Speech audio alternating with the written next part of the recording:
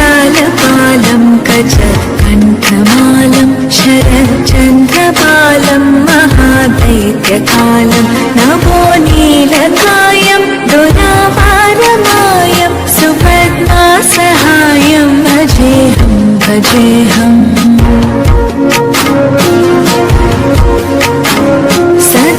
सदाम्भोधिवासं गलत्पुष्पहासं जगत्सन्निवासं शतादित्यभासं गदाचक्रशस्त्रं लसत्पीतवस्त्रं हसच्चारुवक्त्रं भजेऽहं भजेऽहम्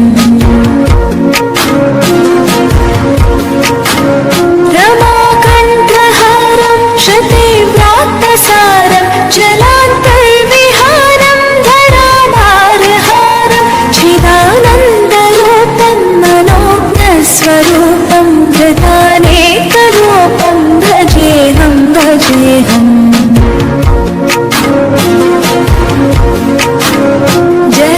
जराजन्महीनं परानन्दपीनं समाधानलीनं सदैवानवीनं जगज्जन्महेतुं सुरानीककेतुं त्रिलोकैकसेतुं भजेऽहं भजेऽहम्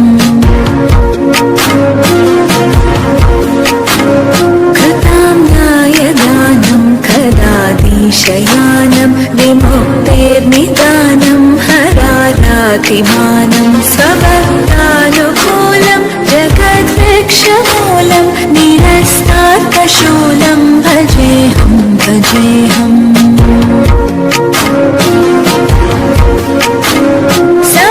समस्तामरेशं द्विरेफापकेशं जगद्बिम्बलेशं हृदाकाशदेशं सदा दिव्यदेहं विमुक्ताखिलेहं सुवैकुण्ठगेहं भजेऽहं भजेऽहम्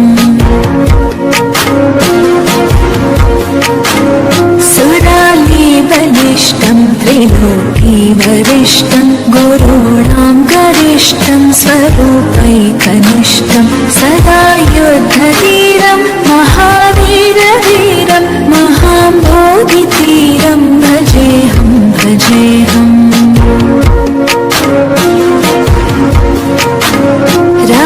रमावामभागं दलानग्ननागं कृतादीनयागं गतारागरागं मुनीन्द्रैः सुगीतं सुरैः सम्परीतं गुणोदयरतीतं भजेऽहं भजेऽहम्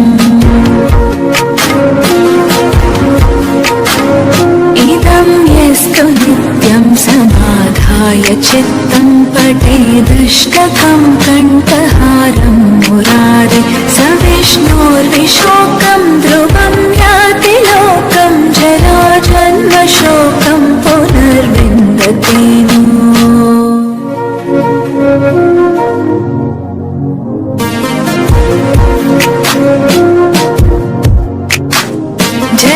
जगज्जालपालं जगज्जालपालं कचकण्ठमालं शरच्चन्द्रपालं महादैत्यकालं नभो नीलकायं दुरापारमायं सुपद्मासहायं भजेऽहं भजेऽहम्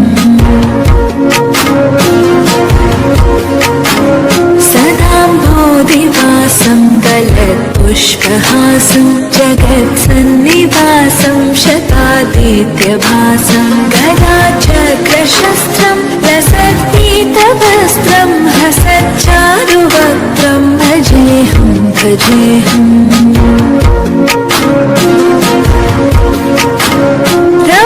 रमाकण्ठहारं शतीव्रात्तसारं जलान्तर्विहारं धराधारहारं चिदानन्दरूपं मनोज्ञस्वरूपं धृतानेकरूपं भजेऽहं भजेऽहम्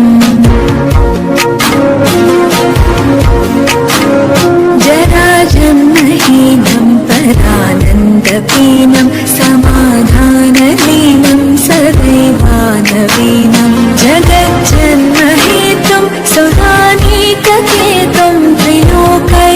सेतुं भजेऽहं भजेऽहम्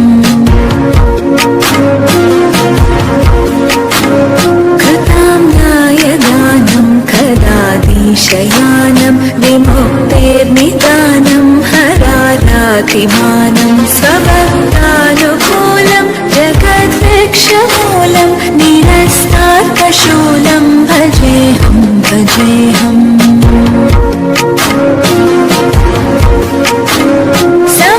समस्तामरेशं द्विरेफावकेशं जगद्बिम्बलेशं हृदाकाशदेशं सदा दिव्यदेहं विमुक्ताखिलेहं सुवैकुण्ठगेहं भजेऽहं भजेऽहम्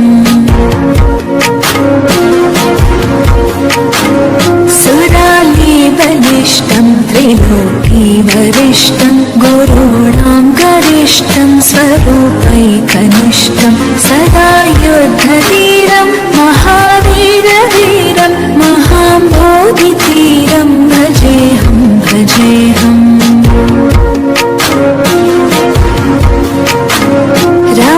रमावामभागं दलानग्ननागं कृतादीनयागं गतारागरागं मुनीन्द्रैः सुगीतं सुरैः सम्परीतं गुणोदयरतीतं भजेऽहं भजेऽहम्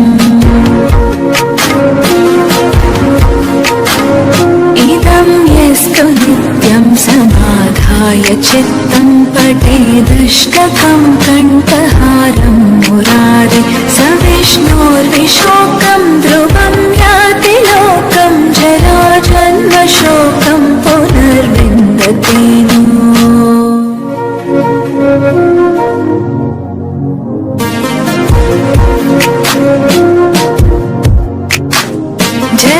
जगज्जालपालं जगज्जालपालं कचकण्ठमालं शरच्चन्द्रपालं महादैत्यकालं नभो नीलकायं दुरापारमायं सुपद्मासहायं भजेऽहं भजेऽहम्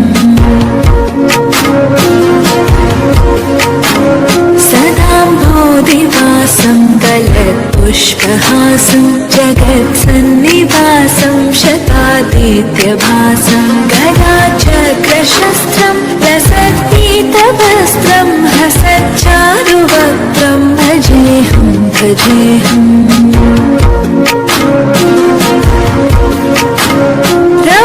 रमाकण्ठहारं शतीव्रात्तसारं जलान्तर्विहारं धराभारहारं चिदानन्दरूपं मनोज्ञस्वरूपं धृतानेकरूपं भजेऽहं भजेऽहम्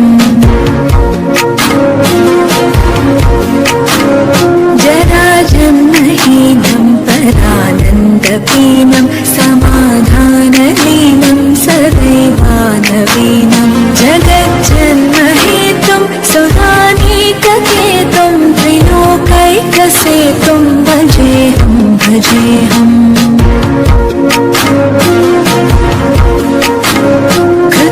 कृताम्नायदानं कदादिशयानं विमुक्तेर्निदानं हरारातिमानं स्वभक्तानुकूलं जगद्वृक्षमूलं निरस्तार्कशूलं भजेऽहं भजेऽहम्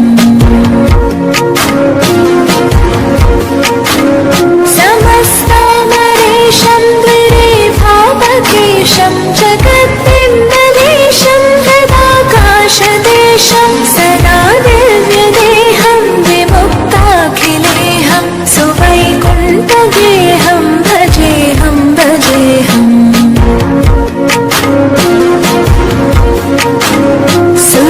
सुरालीबलिष्ठं त्रिलोकीवरिष्ठं गुरूणां गरिष्ठं स्वरूपैकनिष्ठं सदा युद्धधीरं महावीरवीरं महाम्भोधिधीरं भजेऽहं भजेऽहम्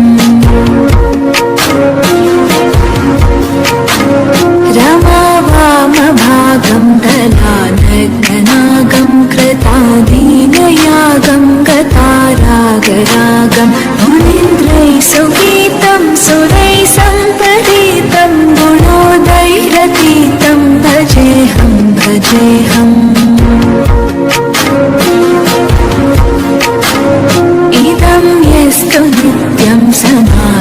समाधाय चित्तं पठेदष्टकं कण्ठहारं मुरारे स विष्णोर्विशोकं ध्रुवं याति लोकं जराजन्मशोकं पुनर्विन्दते नो।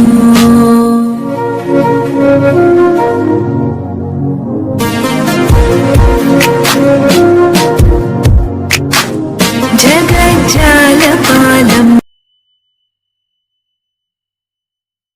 जगज्जालपालं गजकण्ठमालं शरच्चन्द्रपालं महादैत्यकालं नभो नीलकायं दुरापारमायं सुपद्मासहायं भजेऽहं भजेऽहम्।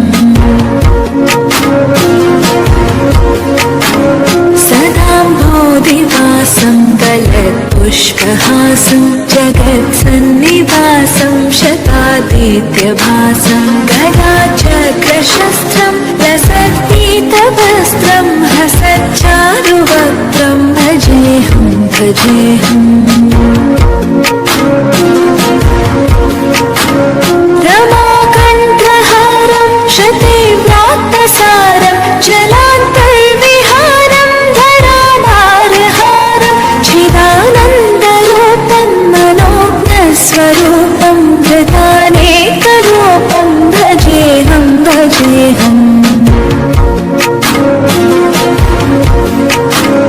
जराजन्महीनं परानन्दपीनं समाधानलीनं सदैवानवीनं जगज्जन्महेतुं सुरानीककेतुं त्रिलोकैकसेतुं भजेऽहं भजेऽहम्। कृतां न्यायदानं कदाधीशयानं विमुक्तेर्निदानं हरारातिमानं स्वभक्तानुकूलं जगद्वृक्षमूलं निरस्तार्थशूलं भजेऽहं भजेऽहम्।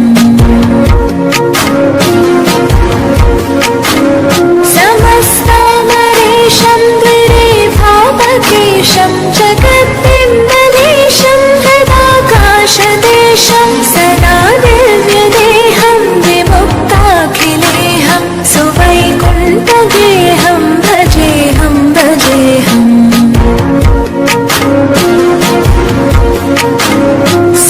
सुरालीबलिष्टं त्रिलोकीवरिष्ठं गुरूणां गरिष्ठं स्वरूपैकनिष्ठं सदा युद्धधीरं महावीरवीरं महाम्भोधितीरं भजेऽहं भजेऽहम्।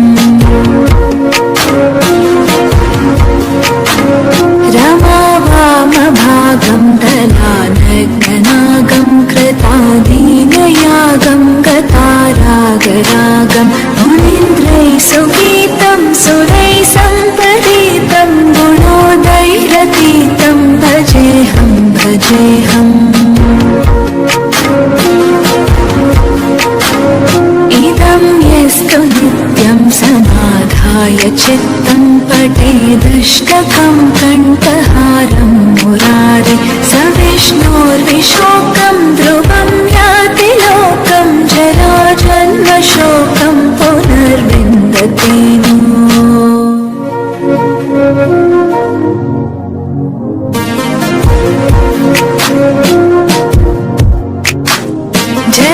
जगज्जालपालम्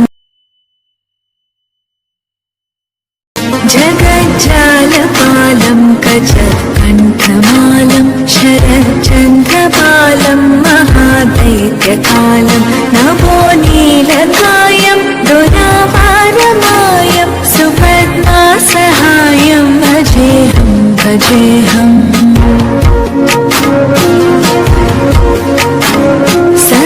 सदाम्भोधिवासं गलत्पुष्पहासं जगत्सन्निवासं शतादित्यभासं गदाचक्रशस्त्रं लसत्पीतवस्त्रं हसच्चारुवक्त्रं भजेऽहं भजेऽहम्।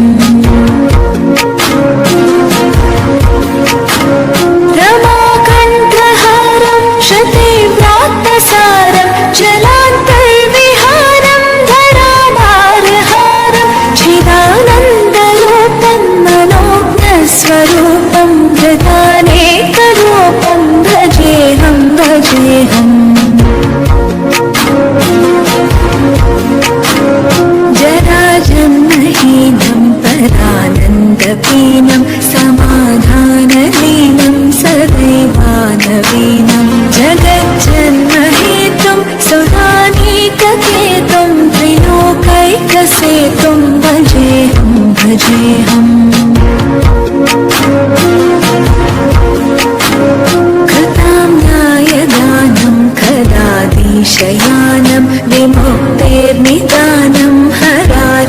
शक्तिमानं स्वभक्तानुकूलं जगद्वृक्षमूलं निरस्तार्कशूलं भजेऽहं भजेऽहम्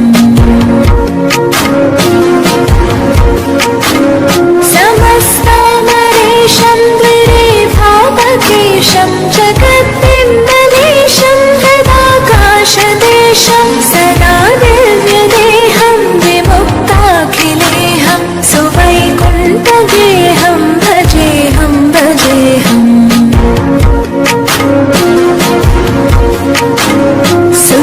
सुरालीबलिष्ठं त्रिलोकीवरिष्ठं गुरूणां गरिष्ठं स्वरूपैकनिष्ठं सदा युद्धधीरं महावीरवीरं महाम्बोधितीरं भजेऽहं भजेऽहम्